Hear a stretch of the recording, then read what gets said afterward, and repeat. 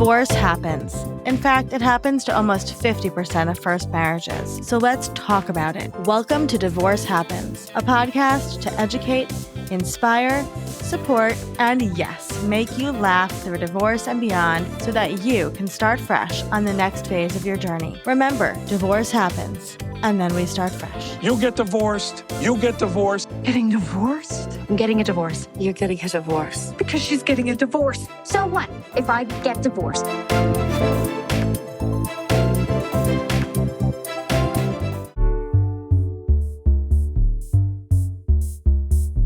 Hello, hello, hello. Welcome back to Divorce Happens, the podcast where we support you before, during, and after divorce with education, inspiration, and a little bit of laughter.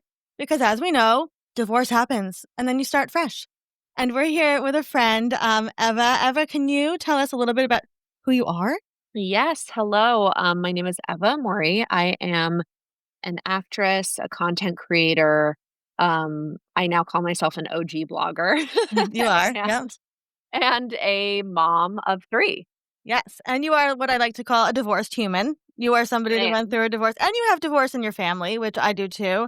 So you came from, I always find it interesting to talk to women who came from divorced families because you kind of think that you know what divorce is like, but then it's a totally different shitstorm when you actually go through it yourself. So we love to talk to divorced humans about the things that you learned from your divorce, whether it's the process or the aftermath. What were some of the things that you learned that your takeaways were from your divorce? Yeah. First of all, I think, as you've mentioned before, a book could be really about all of the many lessons and the ways that it changes you, in my opinion, for the better. Yep. But, just a few things that are top of mind, I would say, is number one, I would say call it before it gets ugly. I think people stay in relationships that are headed for divorce way too long. And I would say a leading factor, not the only factor, but a leading factor of why and how I continue to have a collaborative, overall net positive, I call it co-parenting relationship, is because, we did call it before things got ugly, before anybody did things that were unforgivable, before you kind of get to the point where the situation forces you out of it, if that makes sense. And I think that people carry so much shame and around the idea of separation and divorce just culturally, because unfortunately our culture still is that way. I do always highly recommend that you don't allow it to get to that point, because you want to separate before you hate each other. Ideally, you can tell the relationship is not working and isn't going to work before you get to that point of hating each other. So I always just caution people, make sure you're self-aware enough to know when it's time to call it without having to get to that point, because I do think that's best for everyone. And look, I just speak as a person who got divorced with kids, so that is my personal experience. Not everybody does get divorced with kids, and the divorce experience can be very different if you don't have kids as well, obviously. And that's just not what I can speak to. I can speak to being a mom and making that call. And I think it's just everything nets out a lot more positive if you do before that point. Would you say, Eva, to talk to a therapist about that? Like, what would be a plan if somebody's listening to this? I think anybody whose relationship is in trouble should talk to a therapist, period. We were in therapy for 2, I think, entire years before we decided that divorce was the best route forward for our family. 100%. I think you have to get those communication skills. You have to really make sure you're heard. I think a lot of relationships are salvageable, actually, through learning better communication skills and really being heard by the other person. And for those people, those couples, that's fantastic. And that should be celebrated. And that is a potential, right? You shouldn't rush into a divorce. Yep. I always say if you have a 1-issue divorce, you should not be getting divorced. I like that. That is just like, so, that's my opinion on that. 100% talk to a therapist. And, there are actually co-parenting coaches and co-parenting therapists as well. So that's a thing also. There actually is a lot more support out there for people going through divorce than I think some people realize. So Yeah. Google, use Yep. your thumbs and Yep. Google and get those resources. Yeah, we have lots of experts, right? And so co-parenting specialists are amazing, and there's some great techniques that you can use. And like you said, Mhm. your relationship isn't actually going anywhere if you have children. Yeah, You just have exactly. to transition that. Exactly. Okay, what's another lesson that you took away from your divorce? So another thing I would say is always have your own thing going financially, whether that's an Etsy shop, your own entire career, some kind of side hustle. I think, for some families, that's just not possible while the marriage is going on because your role is, manning the family side of things, and that's totally fine.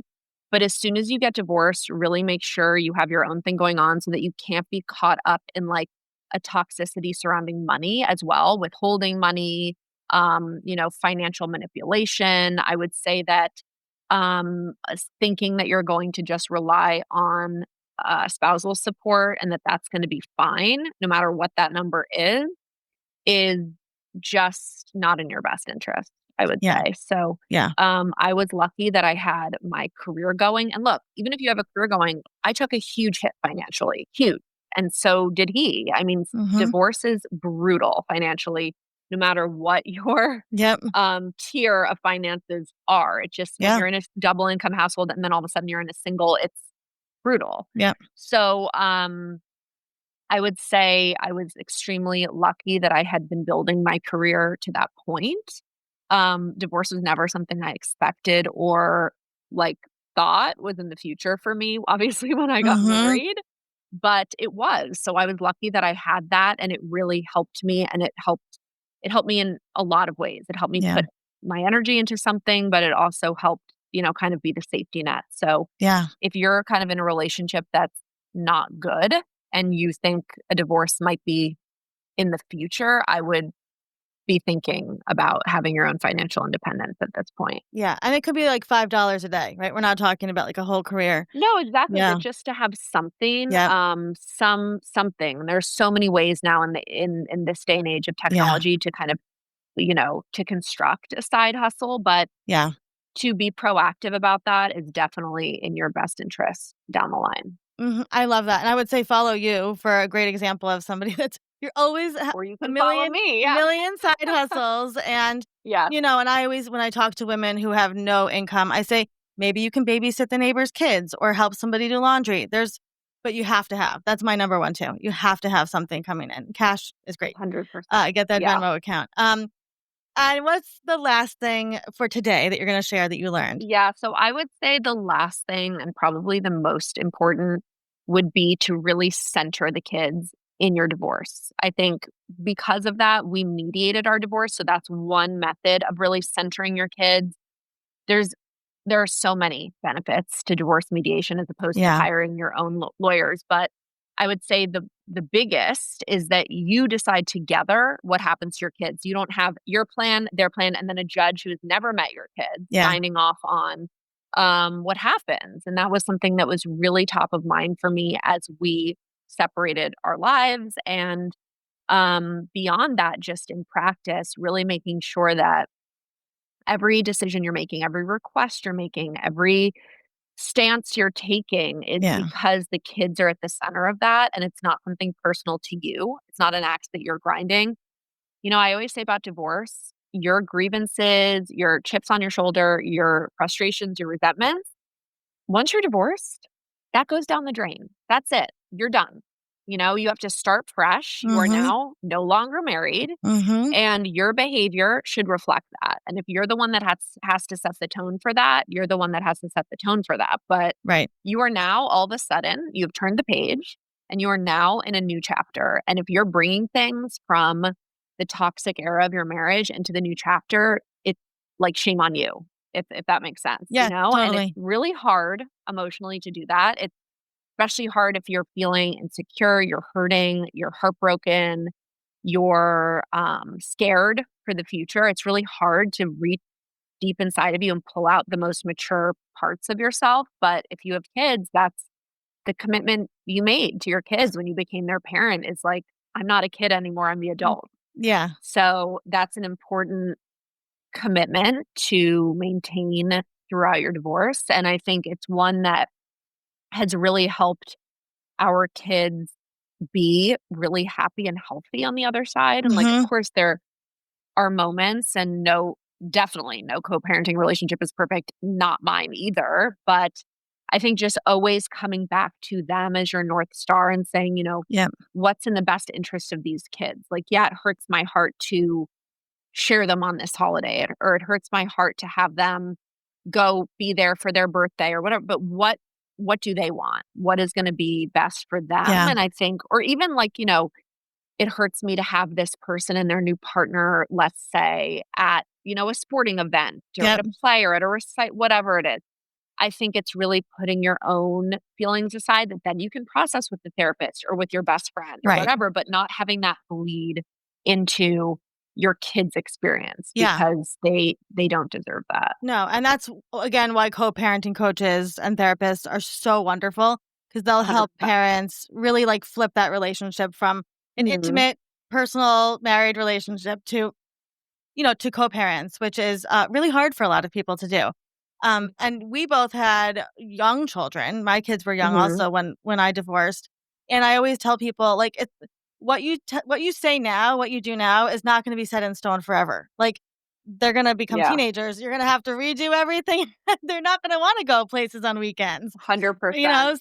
So just take it day by day for sure. Yeah, and by the way, that also I always say to that, it's not just about your actions, it's also about your words. So, you have to be so self-aware about how you are talking about, reacting to whatever, your co-parent in front of your kids because you have to be respectful that person is half of them, and they're gonna feel some kinda way if you are kind of even little jabs, passive aggressive, like none of that is okay. You have to understand that your kids are going to respond to you disrespecting them. They're not going to respond. They're always going to defend their other parent. Do you know what I mean? And Yes. so to set the tone for that and keeping your side of the street clean is a huge part of that. And if your co-parent really is this horrible, terrible person or a bad parent or whatever these things are that you think about them, that will come out in the wash. Your Yes. kids are smart.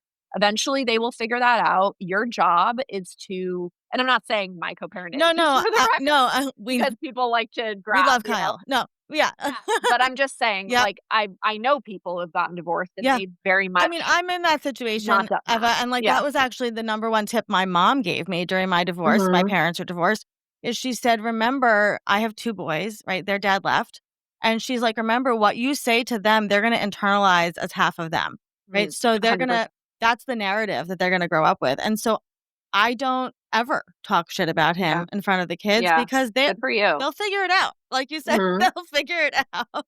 Right? Yeah. Yeah, it's but so much of this is ego, right? It's all just Yeah, and that's why for you have sure. to get the support, therapy, coaches, healing. Yeah, and by the way, you can think all those things. There's Yes. nothing wrong with thinking all And talk to those other things people, right? yourself. Talk to other Yes. people about it. Yes, but I Yes. think some people just don't have the strength in that moment to Yeah. table it or to save it, and it really does affect kids. So centering the kids is not just like, oh, letting them go to their other parent's house for the holiday. It's Yeah. also being respectful of the environment you create for them when they're in your home Yeah. towards that other parent. And I think that's great advice that your mom gave you, and you're very it's really lucky and actually rare to have a parent who has been through a divorce who is self-aware in that way and can give that type of advice. I think that's amazing that she was able to like transfer that wisdom to you because a lot of times that isn't. Yeah, no, yeah. I agree, and it can be really triggering, right? Like, I know you know, it's like when your kids say Yeah. something or do something. I remember my ex is a musician, and when my Mhm. younger son started to play guitar, I was like, "Ah, this is like all the memories coming back." But you have to recenter them, like you said, I love that. Yeah. Before we get into all the exciting things you're doing, if somebody's listening to this, considering a divorce or going through a divorce, what would be some words of encouragement you could leave them with today?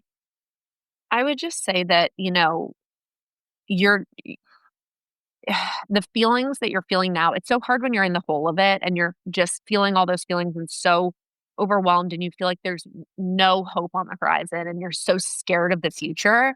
You're going to look back and be like, so impressed and amazed by how you dealt with that, and there is that life after. I mean, I'm remarried now, it's, Mhm. like, the love of my life. He's definitely the person I was meant to find, and I think that was so far from my mind. I mean, I was pregnant when I got divorced, as you know, and I was literally like, "Who will ever wanna date me?" I couldn't even imagine dating. I couldn't even, like, falling in love again. I couldn't even imagine sitting across a table from someone again and, like, Mhm. flirting with them or feeling those kind of feelings or being intimate with someone again. Like, none of those things ever seemed like a possibility to me, like, that I would ever find. Yep. And so there is that moment, and now looking back, I have so much compassion for that person. You have to really just see it as a snapshot in your life. And then the other big thing I think I would say is that, um, during divorce, you lose a lot of friends. And that is not something I expected, and I think I took that really personally in the sense that I thought that was, like, particular to me. Like that, "Oh, my friends just don't like me enough to support me," or, like, "I'm not worth supporting," or just those types of, like, internalization feelings, and what you have to understand is this happens to every woman who goes through divorce. Divorce is Oh, yeah. extremely threatening to some people, and I wish I had expected that more because when it was happening, it was just like I was a dog and it kicked me while I was down, and, I wish that I had just someone had said, like, "Hey, this is gonna happen." And so here I am saying, Yep. "Hey, this is gonna happen, and it's not about you, it's about them." Yes, 100%. I actually, my one of my best friends and I had not even a falling out. We just stopped talking. She was Yeah. going through her own stuff. I was going through my divorce. We did come back around stronger, but it does happen. Yeah, totally. Yeah. So you are definitely the queen of reinvention and reinventing yourself. And one of the things I love about following your journey is that you make shit happen. You're like, I want to do this Yes. thing. I'm going to make it happen. So you have had a huge project in the works. Can you tell us a little bit about that? Also sometimes I, like, hear this about myself and I'm like, "Am I just completely insane, or is this, like, a good quality?" But I don't know, maybe both Both. can be true. So I started this web series called The Westport Project. Actually, the ninth episode is airing today.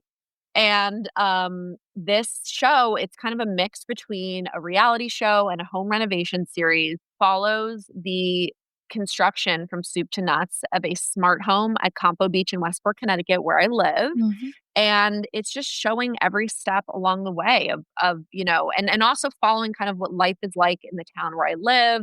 I'm sort of the host, so you're kind of experiencing this build through my eyes and through someone who is very much not within the construction Right. industry. Something that, as a huge fan of HGTV, for example, for years, I was always I mean, those are comfort shows for me. I love watching them, but I always have been kind of struck by, you see kind of like the terrible before and this glossy, beautiful after, but you don't really see a lot of the in between. What were the choices? How were they made? Who are the people who are building these homes? Mhm. How is this impacting them? What's the thought process that they're having? So, I was very interested in since this is a spec house, we're building this to sell to somebody.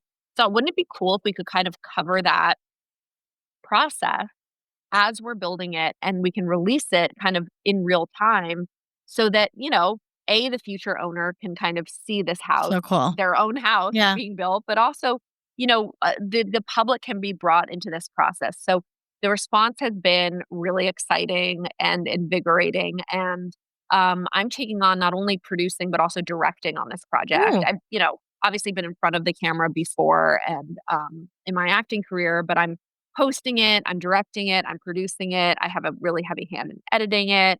And so I'm learning all of these new skills and kind of new and sparking a lot of creativity in a new way for myself, which has been interesting and fun. It's also been a huge undertaking. It's kind of taken over my life, which is good and bad. So yeah, so it's been exciting and a huge learning process, but it's been really fun, and the episodes are fun. It's been a lot funnier than Yeah, I it is. expected it to I was be. gonna say it's very fun to watch.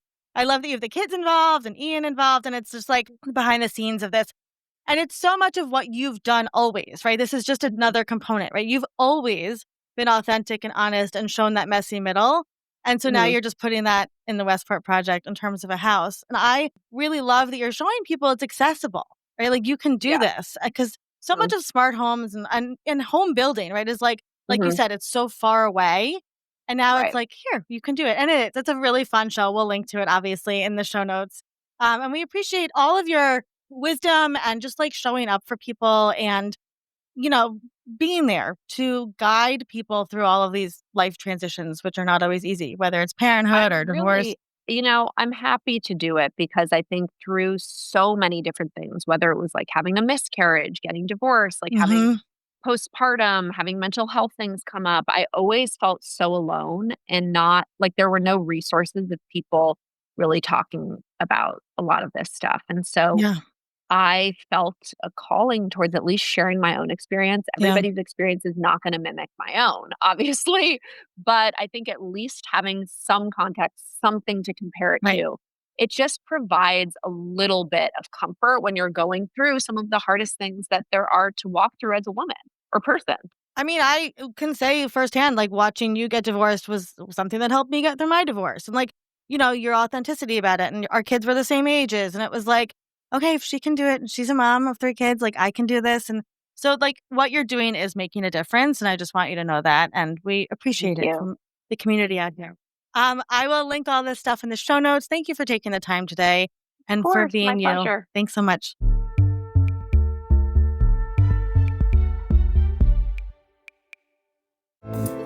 Divorce Happens is produced by Fresh Starts Registry, the only divorce registry platform for everything you need to begin again, including home items, hype team, and everything in between. Remember, divorce happens, and then we start fresh. We're here to support you before, during, and after divorce.